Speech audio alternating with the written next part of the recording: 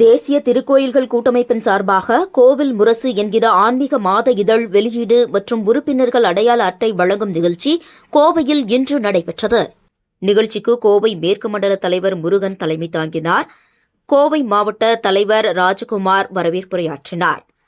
நாயக்கர் சமூக சங்க தலைவர் சீனிவாசன் நிகழ்ச்சிக்கு முன்னிலை வகித்தார்.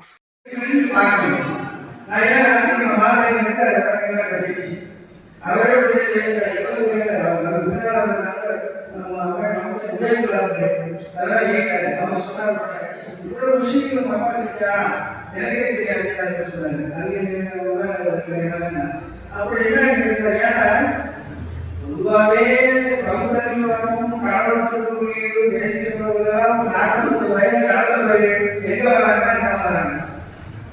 ஏன்னா அது வரைக்கும் என்ன நல்ல ரத்தம் வந்துருக்குது, உடம்புல நல்லா கொடுக்குது, உள்ளத்துல நல்லா தெளிவுது. தெரியலையா?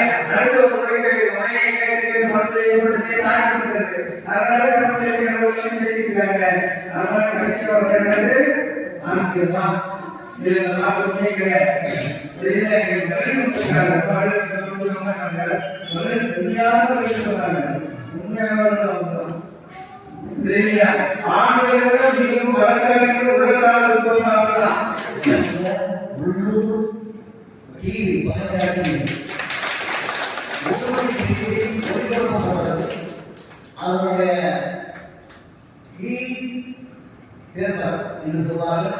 அதில் பணமும் ஒரு செய்தியும் உண்டு.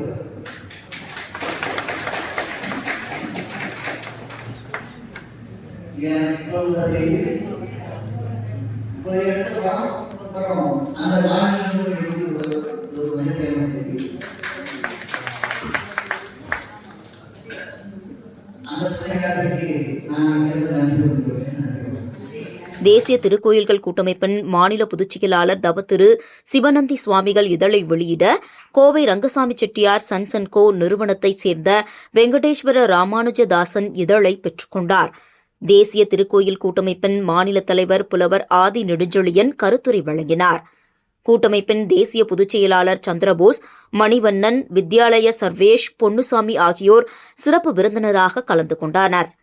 மாநில பொருளாளர் ராஜசுப்பிரமணியன், நாகை மாவட்ட தலைவர் கண்ணன், மாநில மைய குழு உறுப்பினர் இளங்கோவன் ஆகியோர் வாழ்த்துரை வழங்கினர்.